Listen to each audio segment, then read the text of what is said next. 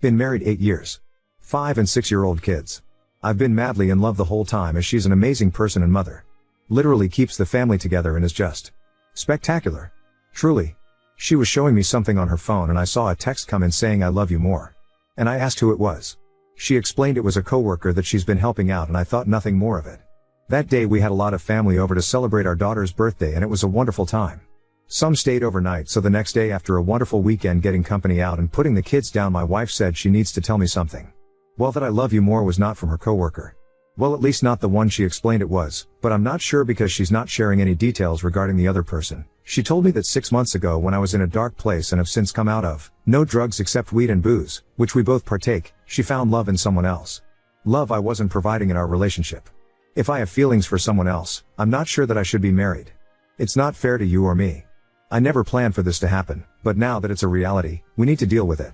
She explained that she wasn't looking for someone else, it just happened. A friendship that bloomed into more. She's also told me that they have not been intimate, and explained that as a sexual relationship. She says life is too short, and she wants to be happy. She's proud of all the changes I've made and I've always been a good dad, but I've grown into a great daddy in my kids and I have never been closer. But she wants to be 100% happy and the changes I've made haven't gotten her there, so she's seeking elsewhere. She says this person may not be the 100% answer. She worries that I'm at the best I can be in. It's not enough, yet she's not giving me specifics. We've had a beautiful loving relationship. We are known to be well out together and have our shit in line. We'd be the last couple that folks would think this is happening to. So, I'm devastated. Absolutely totally ripped apart and don't know what to do. We own a house together what we're making payments on, I carry no debt besides said home and she's in the same position. We had a perfect life together and I'm suddenly being blindsided by this 6-month relationship where she has feelings for and thinks it's best we split. I have no idea how to move forward. I've told her she needs to let her family know what's going on, so I can tell mine. It's her cat to let out of the bag. I'm just so sad for our kids. When we were dating and in marriage, cheating was the one thing that would break us. We both come from broken families, and it was something I never wanted for our kids. And so hollow and broken. She was my everything and I'm so thankful for the 10 years we've been together. But I think the writing is on the walls and I'm helpless. It's all up to her. I'm broken into a million pieces. Update 1. She was caught by me catching a text at my daughter's birthday party come in that said I love you more. When I asked what that was about she said it was a coworker she's been helping. Because we had all our family and friends there, I didn't push it. Later the next day she came clean and said that she's been in a relationship for 6 months, this was back in October, she refused to tell me who it was with or what they've done. I was devastated. Absolutely destroyed. Still am. So we spent some time apart and she continued her relationship with him. I did some digging in the meantime and looking at the phone records it was our son's coach. I called her out on it and she still continued the relationship. I saw a lawyer and he told me to not leave the house with the kids and either try to work it out or leave and to see a therapist. My therapist says she's a narcissist and that I should protect myself, protect my kids and run. Come December, she said she had cut it off with him and wanted to try again. I gave her all the effort in the world, but I don't feel like her soul's been in it. She's not overcompensating or has even truly apologized for what she's done. I've also gotten access to her photos, I'm the admin on the family Google account, and she doesn't know that I've seen all I have. She framed a picture of him and had it, maybe still does, at her desk. I found naked selfies she sent him that I haven't even received. I found a picture of his naked ass in our beach condo which I thought was natural space as we were nothing sharing it during our time apart. I slept on those same sheets. I know that she was at a fancy restaurant with someone else. She screenshots all these deep love quotes that I know aren't about me. So much that love's rent-free in my head. She has a white bracelet with one black bead that she now wears every day. I've called her out on it. She lied once and said it was from her mom, and up to last week said well my best friend has the matching one. Well, her affair partner wears an all-black 1/8 white bead. I know what that represents. Again, she doesn't know I've seen all these things. So now to current day, I can't find anything that suggests that she's still with him, but I know she used Snapchat often and is secretive with her phone. Whenever I bring up the affair this blow up because I said I'd try to not bring it up and get over it, but I simply can't. I'm not rubbing it in, but it does come up when we argue which is almost every week. We do really well for a bit, up to and including intimacy, but then something happens and we go back to shit. She canceled our babysitter for trivia this past Tuesday, and for this Friday where I got tickets for us to see a show, but she doesn't want to go because I can't get over her affair. Her parents, mom and stepfather, both cheated on their spouses for each other and support my wife and both call and text me that it's unfair that I bring up her affair. The pictures of him life rent-free in my head almost constantly. I can't get past what she's done no matter how hard I try. I don't know what to do as she's trying to make me the bad guy and I'm like, I've been here the whole time. I didn't fall in love with someone else. I just don't understand and am an emotional train wreck. Unfortunately no. I'm in MD and my lawyer says the laws just changed. I've had consultations. I have not officially started the process, and no, I haven't asked her to leave. I don't want to do that to the kids. But maybe I should ask her too. We have the condo just a few minutes away. I haven't left because she's a teacher and has to leave before I get the kids on the bus, then I go to work. I have to be around as her job doesn't allow her to. My lawyer has also stated that this fact would be helpful in custody matters. Update 2. Vailp, long story short, I literally just caught her at the family condo with the AF&F photos and video of his truck, his belongings in the home, and her coming out of the master where he stayed behind a closed door. I also went into our shared car that she drove and it was left unlocked in the parking garage with an open high noon on the cup holder and her wallet and belongings still in it. She came home and tried to talk. It was calm conversation but she kept saying it was my fault and if I communicated with her last night, I grey rocked her, maybe she wouldn't have been with him. So I communicated that I will be home later this afternoon/evening, so she's unexpectedly watching the kids today.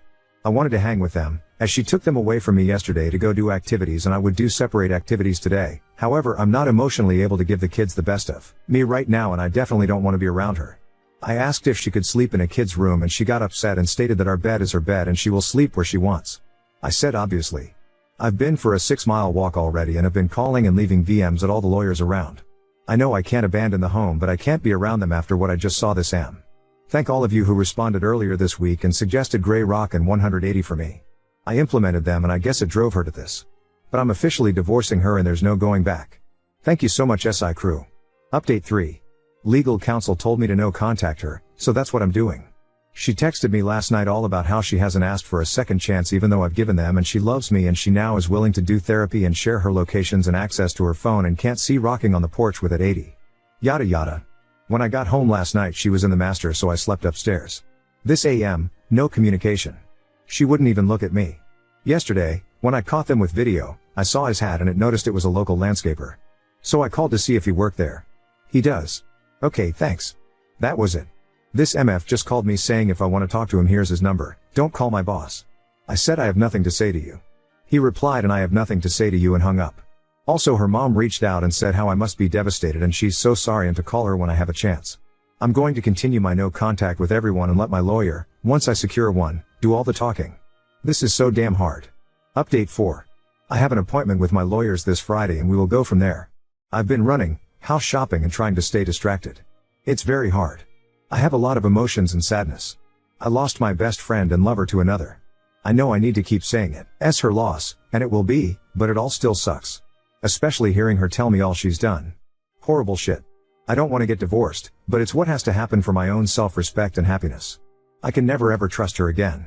Oop, my wife is so. He's divorced because his wife cheated on him. Oop, right? How absolutely shitty. Kids involved too. Oop, yeah. I need to get back to my therapist. Update 5. Show, where to start? Well, first off, I did it. I officially filed for divorce, and she has been served. She has less than 2 weeks to respond. Quite literally the hardest decision I've ever had to make, and to be 100% honest, I still don't want to, but I know that it will be what's best for me, my soul, my anxiety and my mind. Over the past month we'd have good days and bad days. Tension was always high, and it turns out she still kept lying about him. I got a hold of her phone again and she had shared locations on Snap with him, and when we were supposedly trying to make it work she wouldn't even share that with me, her husband. And I had asked. Oh, and she changed his name in Snapchat so I wouldn't know it was him. Multi-levels of deception. She also had changed his name in her contacts to throw me off. Sucks for her, I know tech well, and am a bit smarter and clever than the average bear. On her birthday, we weren't getting along, so she chose to go spend time with him in the evening while I hung out without kids. Didn't tell me, found out by searching her phone for his name. That same day, she had been texting her BFF and literally told her I was being annoying and said, "Why don't you just divorce me?" To her regarding me. In arguments, she'd text me to divorce her because I would express how I was unhappy and am struggling trusting her because she's been so shady. Everything from blocking me on Snapchat, because she didn't want to see my snaps was her reason, to a crazy phone screen cover, to changing the lock code on her car. Both names are on it, but it's primarily hers, just really odd shit, and then would also try to love bomb me and have me just go along with everything and be a good family man. More recently, on my birthday I made the poor decision to go out with her. Absolutely, we had a lovely time till something triggered me and her affair came up, and we started arguing. It escalated up to the point where I was recording her on my phone as she was going nuts, and she straight up hit me in the side of my head, knocked my phone to the ground and we tussled over my phone. All recorded. She called the police, no charges pressed, and I was told to sleep upstairs, which I did willingly. The next day, She filed a protective order against me and I couldn't reach out to or see the kids, or her, which was okay, for a week. I couldn't even be in my own home. She did have the kids call me every day, which was very nice. During that week, my lawyers convinced me the best thing to do, especially for custodial reasons, was to file as it supersedes the restraining order, so I did. At the court hearing she was served, and knew it was coming the night before as her friend is an officer and it's public record. In front of the judge, she said that I was no threat to her or our children and that I'm a great father. She also stated that I'm allowed to freely come and go at the house and anywhere else I chose as I'm not a threat and she wants me to see and be with the kids. It's in the transcript, so I'll use that in the custody battle.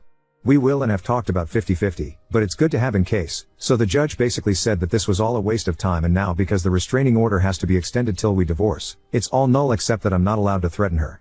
Not like I ever have, or would ever do. I've moved to a family home which has room for me and the kiddos. They have their own room and beds, as well as toys, books and everything else they could possibly need at this home, and we're splitting time with them. She expected me to make the AM 40 minutes commute to watch the kids by 7:30 so she can get to work, but I've made it very clear that if we have them overnight, we take care of the AMs regardless where the kids are. She fought that for a bit, but I showed her I have a Pench Light order ready to go, and I could just take the main house 50% of the time and displace her, and she calmed down. So that's about it with an update. She's trying to win me back again, but I've now caught her 4 times going back to him, so I can't give her another chance. I want to, but I know I can't. I can't trust her. It's the hardest thing in the world. I break down crying randomly. I am terrified about the future and how it will all work out. I hate that she chose him over me, and tries to win me back. Telling me how much this is hurting her and all that jazz, and it's like, well, maybe you shouldn't have had a fucking year-long affair. An affair that was first discovered by an "I love you more" text. Maybe you shouldn't have given my engagement/wedding right back twice. You chose him. A one-time thing I could have recovered from and forgiven, but to go back time after time after time after time and hit it all and did all the things I know she did. Ugh. It's too much. I'm choosing to break up our beautiful little family and it kills me. However, I have to stand up for myself and I know I could never trust her again. She keeps asking for time to heal, but she keeps going back and getting mad at me for bringing her affair up when we bicker. I can't help myself. That motherfucker lives rent-free in my head all the time and almost everything reminds me of her infidelity. She chose him over me, and now will suffer the consequences. It just sucks because I'm suffering greatly too. Don't get married, folks. I'm sure more will come to me, but I'm just having a hard time and needed to type this all out and get it out of my head. Now on to second story. Wife and I believe the cruel twist of an April Fool's miscarriage joke was real, until our miracle baby's heartbeat flickered on the monitor. After nearly 18 years, PCOS, endometriosis, anemia, surgeries, a miscarriage, 12 years ago, less than 4 weeks, hormones, tests, heartache, tears, and thousands of dollars, it finally happened. The Mrs., 35F, and I, 40 male, had all but given up hope on having a biological child. And it all happened out of the blue. On Monday of this past week, the Mrs. worked early. Said she got to work, and was feeling a bit off. Her ladies' time had been regular for the first time ever for about the last year. She was late a month or so. Decided to take a pregnancy test at lunch, which was positive. Said she was going to wait until she got home to tell me. A few hours later, she began bleeding. She left work and called her sister, who is an RN, who said she was probably miscarrying and gave her advice on what to do. She came home. I could tell she was distraught, and when she told me, I was totally gobsmacked. Felt like a totally cruel joke that she would find out that she was pregnant and then start miscarrying hours later. On April Fool's Day, no less. The next morning, she made an appointment with a doctor we had been to previously. The appointment was for today, Friday. So the whole week, we are both dreading that day. It was like a black cloud over our home, making everything dark and gray. It put us both in a bad place. I am rather ignorant of a lot of things concerning female anatomy and pregnancy, and had major panic over what she might have to physically endure. DNC? Surgery? Knowing that mentally, she felt less than a woman for not being able to carry a child. I have hardly slept a wink in days. We went in this morning and they started with an ultrasound. As soon as that little bean showed on the monitor, I saw a little flicker of rhythmic light flashing. Seeing that little heartbeat took my breath away. For the first time in my life, I bawled in front of my wife and a stranger. To make a long story short, she is almost 7 weeks along. The doctor said mama and the baby are fine. Nothing that had occurred up to this point was uncommon. He also stated that if the baby makes it to 12 weeks our chances increase greatly. We had went to this appointment expecting sad news and left that office today with the greatest amount of hope we have had in a long time. I know a lot of women suffer with many of the same issues my wife has had. At one point, a different doctor had said it was highly unlikely that she would have a viable pregnancy at all. I know we are not out of the woods just yet, but I feel it in these old bones that our time is now. Even if this little bean doesn't make it to a full-blown human, it is still possible. There is hope. In the meantime, I am gonna pamper the shit out of my blue-eyed girl. Oop, I have ugly cried intermittently all day. I have never been more grateful in my entire life. Oop, that is awesome. Thank you so very much. Update 1. Myself, 40 male, and my wife, 35F, had our 12-week doctor visit today as my wife is currently 12 weeks and 3 days pregnant. I am happy to report that mama and baby are perfectly happy and healthy to this point. Doctor remains optimistic and has been incredibly supportive in dealing with some of the concerns and anxieties that the missus and I have both had. This whole experience has been the best kind of overwhelming. I had lost hope for the future in the last couple of years. With sudden deaths, familial breakups, and life problems, there had been many nights that I prayed the Lord to take me as I was too much of a coward to do it myself. And now, I have rediscovered the fire and drive of my youth. I am bound and determined to give this child a happy life. I can't wait to show and teach them the things that I was never taught or told. I am bound to continue on improving my health so that I have a better show, at making it far into their adulthood. My number one goal in life now is to someday unleash this kid out into the world educated, confident, empathetic, understanding, compassionate, happy and kind. I love them so much already. November can't get here fast enough. Oop, if the experience has taught me anything, it is that there is always hope. We were told it would probably never happen. If it can happen to us, it can happen to anyone. Best of luck, kind Redditor. Update 2. We had a gender reveal party on the day she was 20 weeks and found out we were going to be having a sweet little girl. This was on a Sunday. We were both over the moon and couldn't stop beaming leading up to our doctor's appointment a couple days later on Tuesday. Went in on Tuesday for the 20th week appointment. They did the anatomy scan, baby was perfectly healthy. Had all 10 fingers and toes. Was estimated to be about 1/3 larger than average expected at that date. Our doctor came in at the end of the appointment. Said he saw on the ultrasound that my wife's cervix was shorter than he would like and that she had already dilated a cm. My wife, as always, remained as cool as a cucumber while my insides felt like a volcanic eruption. They admitted her to the hospital. Were set to perform a cerclage which they did the following day. To make a long story short, everything went incredibly well. Our doctor and the surgeon both seemed optimistic, though I know we are not completely out of the woods. They allowed us to go home after 4 days. My wife is expected to be on bed rest for the next 8 weeks and we have to go to the doctor every 2 weeks until our little girl arrives. We will also come back between 36 to 37 weeks where the cerclage will be removed and nature should then take its course. We officially hit 22 weeks today. My wife and I would both like to thank everyone for the well wishes, prayers, and good vibes sent our way on our journey from you fine folks here at Reddit. Hopefully, the reality of this pregnancy will be super boring, and my next post will be about the arrival of our miracle little angel. Update 3.